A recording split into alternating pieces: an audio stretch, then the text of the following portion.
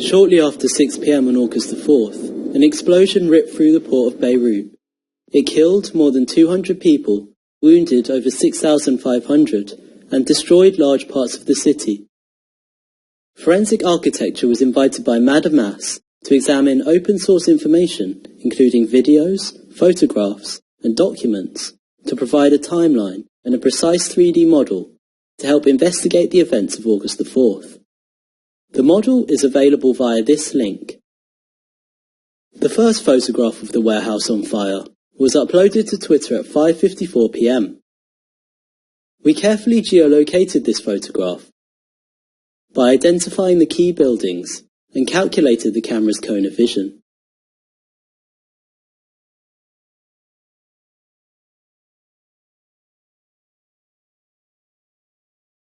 In this image, we identified the location of the source of the smoke plume at the northeast corner of Warehouse 12. Smoke plumes are continuously transforming and have a unique shape at every moment. We modelled the plume at this crucial stage to help synchronize other videos without a timestamp.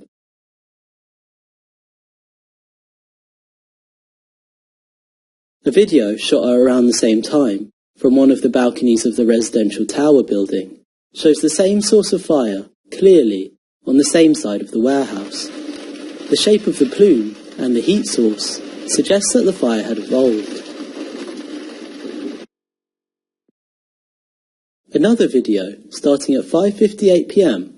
from the nearby St. George Hospital, provides 10 minutes of uninterrupted footage of the warehouse. Within 2 minutes, the smoke thickens and its colour changes to a darker shade. According to Gareth Collett, a UN explosives analyst we consulted, this suggests that the material burning inside the warehouse has changed.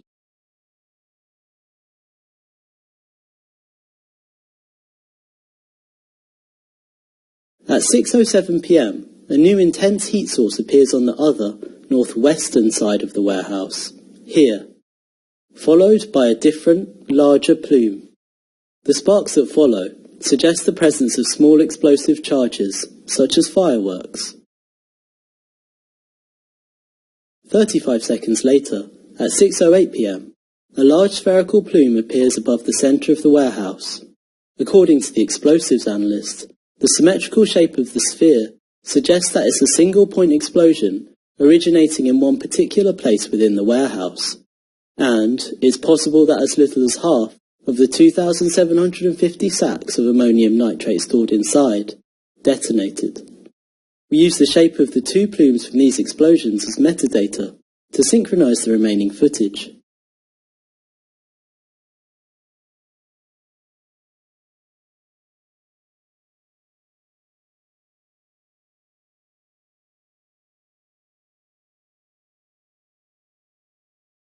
This video, taken from further back, provides an uninterrupted view of the events that followed. Within the span of 9 seconds, the spherical plume projected high into the atmosphere. Several tons of particulates thicken the air, and a red-coloured plume, 755 metres high, rose over the warehouse. We have thus identified 4 types of smoke plumes emanating from different parts of the warehouse within the space of these 14 minutes. The first plume, at 5:54 p.m, emanates from the northeast corner of the warehouse. The second plume, at 6 p.m, is from the same source point, but has a darker colour. The third plume appears on the northwest side of the warehouse, at 6:07 p.m. The final plume is developed from a spherical explosion located at the centre of the warehouse, at 6:08 p.m. Each of these smoke plumes, with their distinct shape and colour, provide indications as to the arrangement of goods in the warehouse, the way the fire developed, and the layout of what was stored inside. A close-up examination helps in understanding the evolution of fire inside the warehouse. Early footage shows smoke leaking out of every opening, including the windows and the ceiling vents. From this point, at about 5:56 p.m, the temperature inside the warehouse started rising rapidly.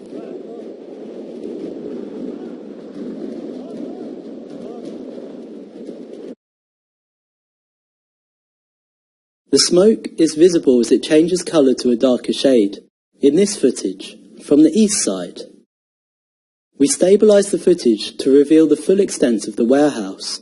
The sounds of fireworks starts being heard at approximately 5:59 p.m. It shows that many windows and doors are shut. According to the expert, confinement creates hotspots, areas of high temperature in which ammonium nitrate can get close to its combustion point.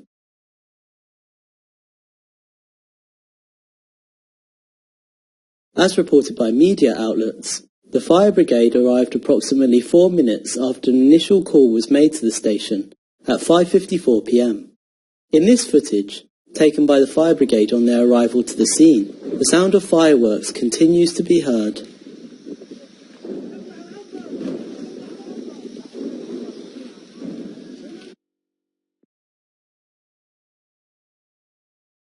The 2,750 tons of ammonium nitrate were unloaded to this hangar in October 2014. And, as early as December of that year, various port and customs officials warned of the dangers posed by its storage. Many subsequent warnings were issued. In February 2015, for example, a chemical forensics expert commissioned by the Lebanese courts to report on the state of the stored ammonium nitrate described that 70% of the sacks were torn open, their contents spilling out, and some of the crystals had darkened. Leaked images from February 2020 indicate that the storage conditions had not improved. The sacks were still torn open and their contents were still spilling out. The bay numbers visible in the ceiling allowed us to locate these bags in bay 9 and 10. The images show the presence of a container and a stack of wooden pallets.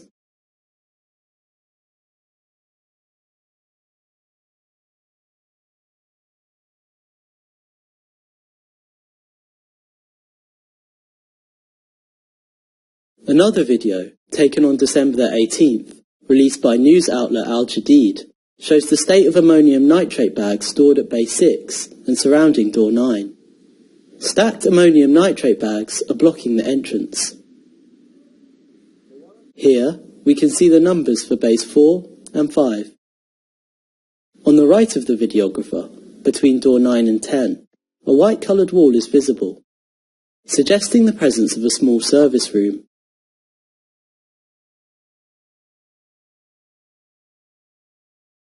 Together, these videos and images allowed us to map a total of 243 bags of ammonium nitrate in the space. Given the location of the source of the spherical plume, here at Bay 8, the remaining 2,507 bags of ammonium nitrate should have been stored here, occupying almost 2,000 meters squared of space. But given the haphazard way the visible bags are stored, the space the entire stockpile occupied was likely larger.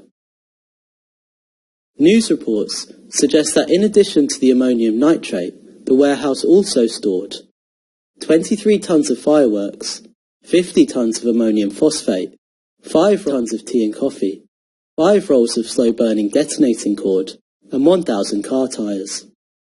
Each of these materials burns differently. The combustion of tyres, for example, produces a dark and thick plume.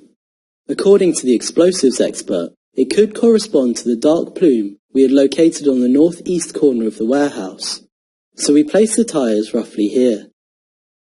The expert also told us that the white plume that appeared on the northwest of the warehouse corresponds to the ignition of fireworks. We therefore placed the fireworks roughly in this corner.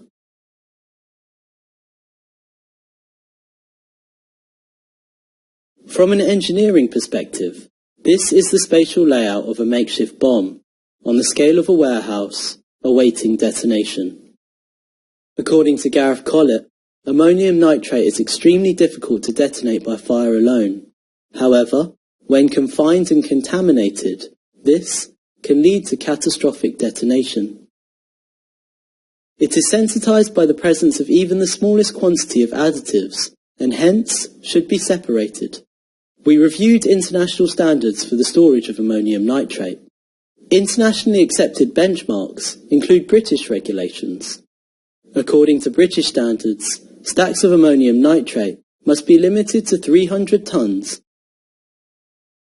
and each stack must be at least 1 metre away from walls and other stacks. Australian standards are more stringent. Bags must be arranged in 500-ton stacks, but should be stored 890 metres away from the closest residential buildings. Using their equation to calculate safe distances, we can determine that a 2,750 stack of ammonium nitrate should have been stored 1,570 metres away from the closest residential building.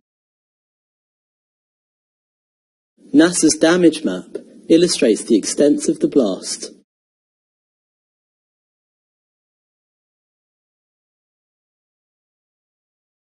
All these regulations prohibit the storage of combustible or explosive materials, such as tyres or fireworks, in proximity to ammonium nitrate. This fact highlights the substantial and sustained state negligence which led to the formulation of a makeshift bomb. Around 1,000 of the survivors and victims' families have called for an independent investigation and public access to all relevant documents. As the search for political and economic accountability for the explosion of August the 4th continues, forensic architecture and Madame Mass are making the model, the geolocated videos, and the source material used in the research publicly available via this link.